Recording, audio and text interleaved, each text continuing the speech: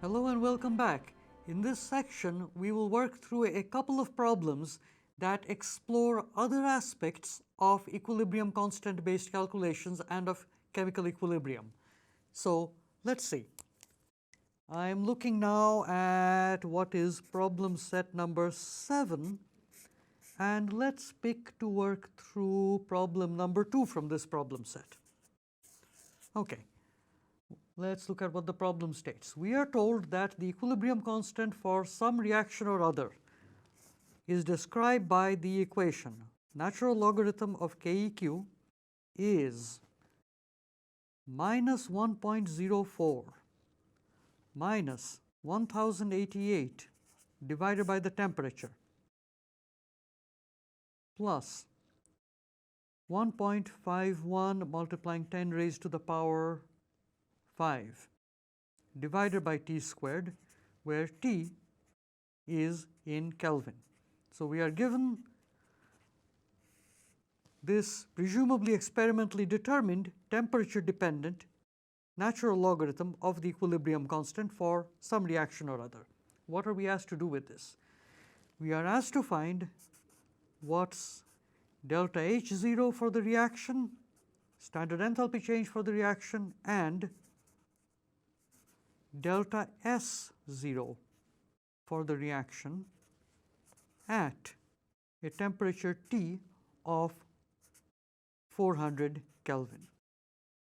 That's what we are asked to find.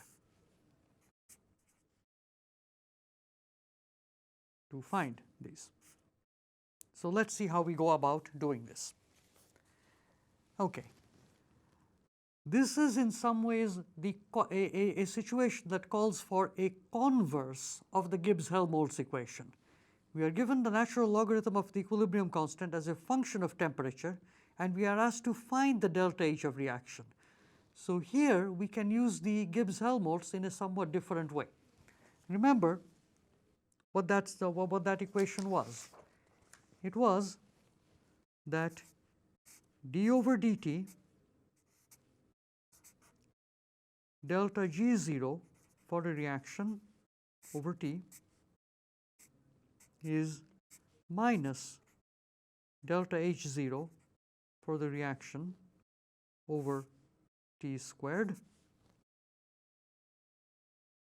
and we combined this with the fact that delta G0 for the reaction was minus RT logarithm of K equilibrium to get d over dt of minus RT ln K equilibrium divided by T minus R ln K EQ is minus delta H0 for the reaction over T squared. We can convert both of these to plus signs, or d over dt, that's a d, dt of the logarithm of the equilibrium constant is delta H0 for the reaction divided by R times T squared. Okay, so this was the Gibbs-Helmholtz equation that we had. In this case, for this problem, we are given the logarithm of the equilibrium constant as a function of temperature. This is what we have to discover. So let's start with this one. We can rewrite this as delta H0 for the reaction is R multiplying T squared multiplying d over dt of the logarithm of the equilibrium constant. And we can plug into the right hand side of this the temperature dependent function we are given for the equilibrium constant. So just following through with those steps,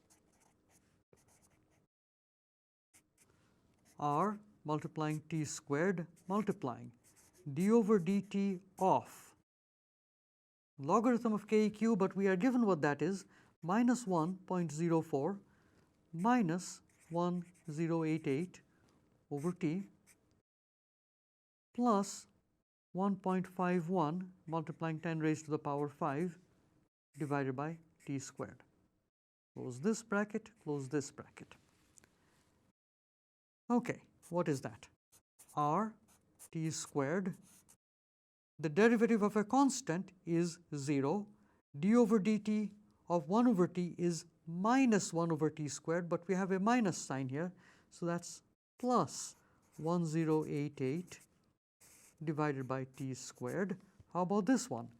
d over dt of 1 over t squared is minus 2 divided by t cubed, so that's minus 2 multiplying 1.51 multiplying 10 raised to the power 5 divided by t cubed.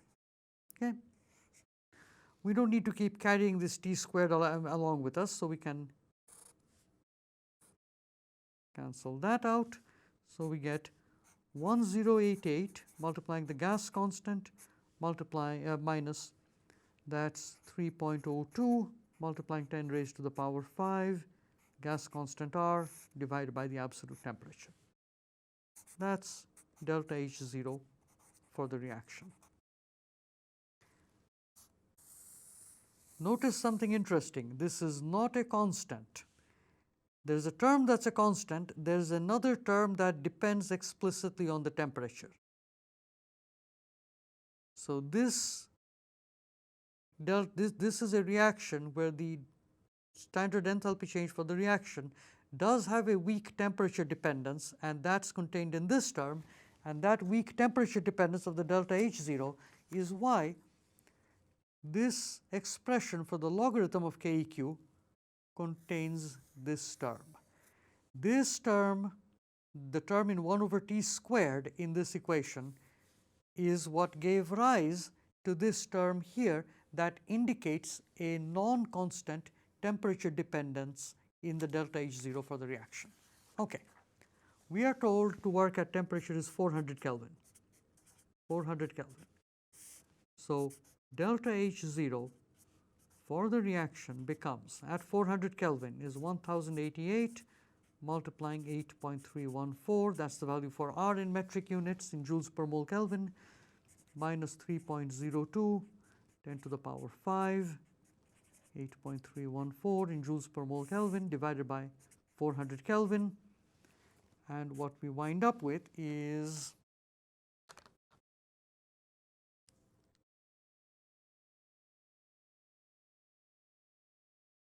the first term is 9046 joules, and the next term is going to be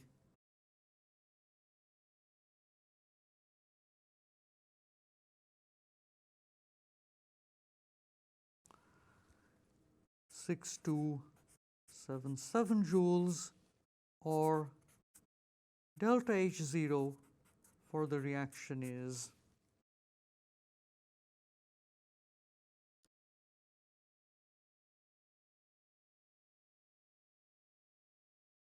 plus 2.77 approximately kilojoules. 2769, keeping the fourth significant figure, joules. So that's the enthalpy change for the reaction. I should specify at T of 400 Kelvin, because in this case the delta H0 does show temperature dependence. So that's the first part of the problem. How about the second part of the problem? How do we get at the delta S for the reaction at this temperature? The way we get at that is, we know delta H. We also have a way of calculating delta G, because delta G0 for the reaction is minus RT ln KEQ. By using this together with our information for ln KEQ, minus RT multiplying, let's plug in what we have here for the equilibrium constant, for the logarithm of the equilibrium constant, minus 1.04 minus 1088 over T plus 1.51 10 raised to the power 5 over T squared. That gives us delta G0 for the reaction as a function of temperature. As we will see, if you know the delta G as a function of temperature and the delta H, that's enough to figure out delta S. So let's see.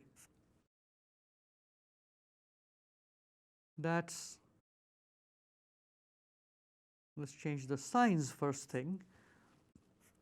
1.04 multiplying R multiplying T, where T is in Kelvin, plus 1088, the factors of T cancel out, multiplying R, minus 1.51 multiplying 10 raised to the power 5, we still have the gas constant R, T divided by T squared divided by T. At T equals 400 Kelvin, let's evaluate this. Delta G0 for the reaction at 400 Kelvin is R multiplying 1.04 times 400. Each of these terms contains a factor of R. R appears here, here, here, so I'm pulling out that common factor of R. Plus 1088 from this term minus 1.51 multiplying 10 raised to the power 5 divided by 400. And that is R multiplying 416, I think. Yes, that is 416 plus 1088 minus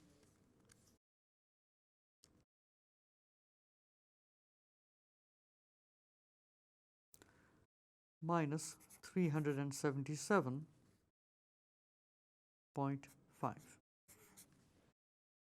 The gas constant, remember, is 8.314 in metric units, and that gives us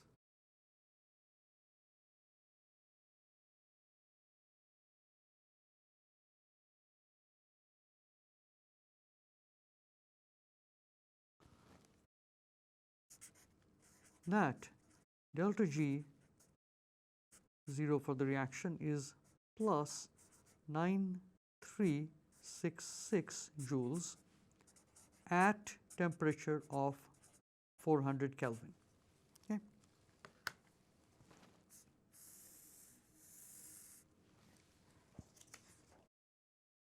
The place where the temperature became specified was here, where we said T was 400 Kelvin. So that's delta G0 at this temperature. But we also have delta H0 was, let's remember what that was.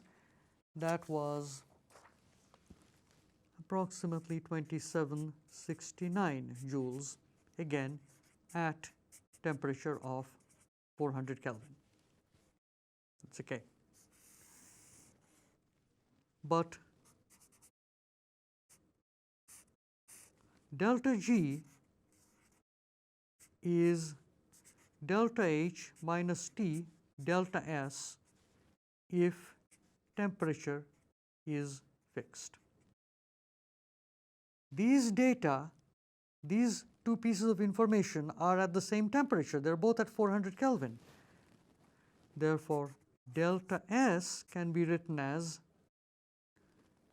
delta H minus delta G divided by T, right? Bringing the T delta S over to this side, delta H minus delta G divided by temperature, we get this.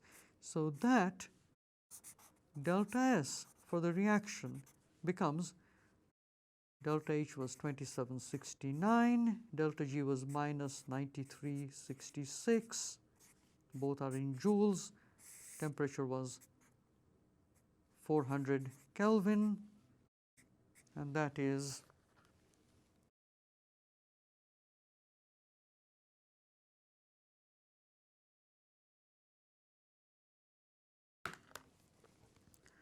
minus 16.5 joules per Kelvin at T temperature of 400 Kelvin. So that's the delta S for the reaction at this temperature.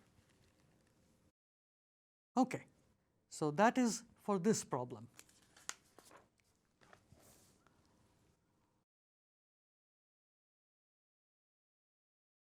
There's one additional point I should mention here when it comes to free energies, equilibrium constants, and chemical reactions, and that is the following. So far, the reactions we've been looking at, implicitly we've been looking at ideal gases, at gas phase reactions. So our discussion has entirely, or was organized, I should not say entirely, but was organized around the ammonia dissociation example, ammonia being in equilibrium with nitrogen and hydrogen.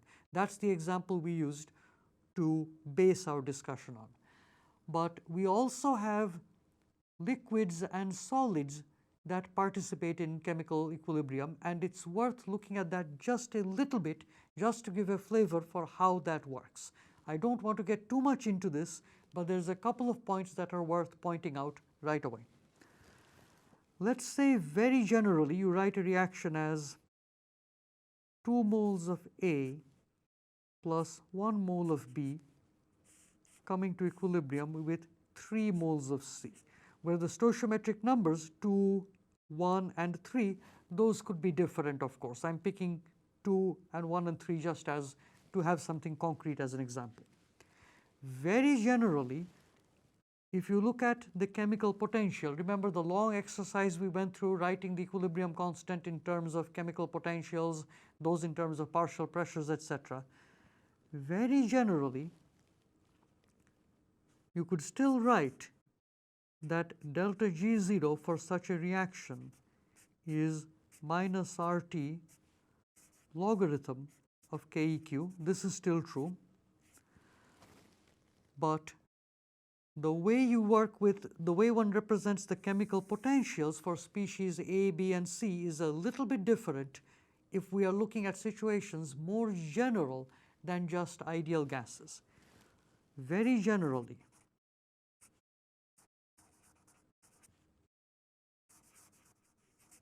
one writes the chemical potential for, say, species A as mu0 for A, the chemical potential or Gibbs free energy per mole for species A in its standard state. Remember, standard state is the pure substance by itself in its most stable form at standard temperature and pressure of 1 atmosphere and 25 degrees C, plus RT natural logarithm of something called the activity of A.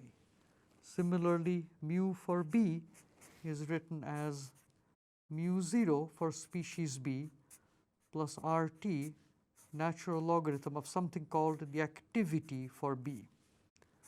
Mu C is mu0 for species C plus RT natural logarithm of the activity for C. AA, AB, AC are by definition the activities of A, B, and C. Okay. What that means is A sub A, little a sub B, little a sub C, these are the quantities that have to appear in this equation to make it work correctly. Or in other words, A sub A, A sub B, and A sub C are those quantities that appear in this logarithm for this equation to correctly capture the dependence of mu A, mu B, and mu C on composition, pressure, temperature, concentration, other variables like that. So these are all functions, the activities are functions of the concentration, composition, pressure, and so on. For ideal gases,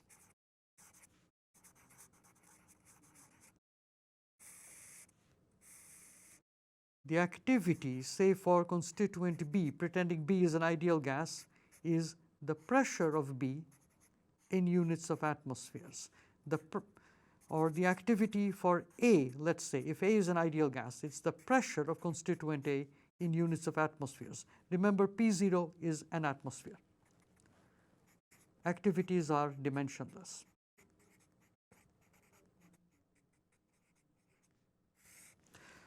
For liquid mixtures, for solid alloys, for more complicated situations, the activity is a function of the concentration and other variables describing the state of admixture of the system. In terms of activities, very generally, we can still write delta G0 for the reaction as minus RT logarithm of KEQ, and the equilibrium constant. I should think of a specific reaction. Let's stick with this reaction 2A plus B in equilibrium with 3 moles of C.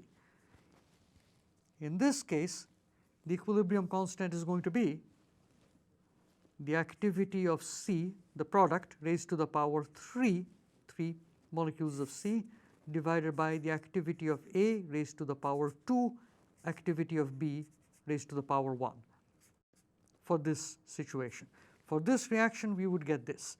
If, say, we are looking at a reaction of 3 moles of A plus 4 moles of B coming to equilibrium with 10 moles of C, just making something up, K equilibrium for this would be written as the activity of C to the power of 10 divided by the activity of A to the power of 3 multiplying the activity of B to the power of 4.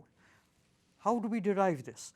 We would derive this, or this is derived by going through the same rigmarole we went through for the ammonia, nitrogen, hydrogen example, where we wrote mu A, mu B, mu C out in terms of the pressures. Instead, we write them in terms of the activities, go through the same long algebraic expression, and we wind up with this relation that we have here, with a relation like so, with an expression like so for the equilibrium constant for the reaction, and delta G0 as being related to the equilibrium constant like so, except there the activities take the role of the partial pressures.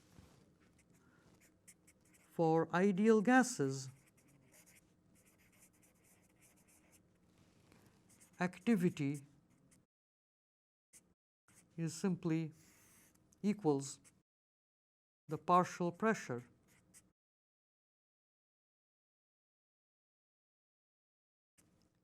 in units of atmospheres. Okay. Now let's see. For liquids, for ideal dilute solutions, that's for solutions that are dilute enough that they can be treated using ideal mixing results for the entropy of mixing. Raoult's law applies. There, remember, we had mu was mu0 plus RT logarithm of the mole fraction. Remember, the mole fraction appeared here, so the activity in solutions can be replaced by the mole fraction.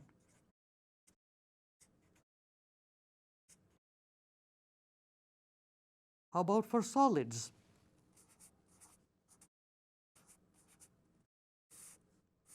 This is actually probably the simplest situation. Pure solids, the activity is always equal to 1.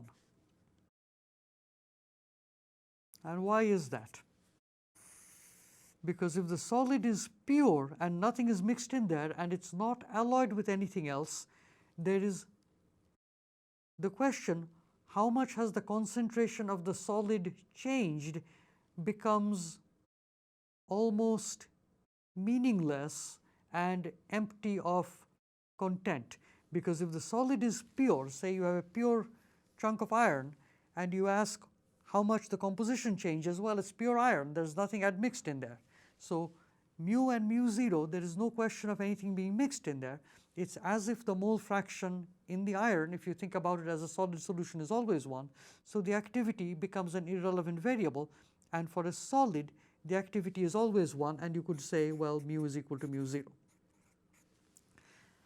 How does one address the effect of changes of pressure and temperature in the solid phase then?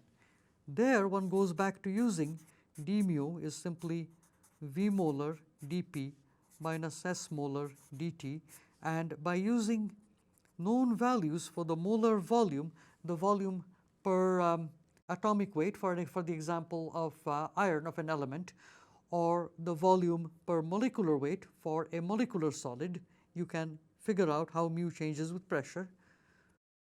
From values for the molar entropy for the specific solid in question, that tells you how the mu chemical potential for that solid changes in response to changes in temperature.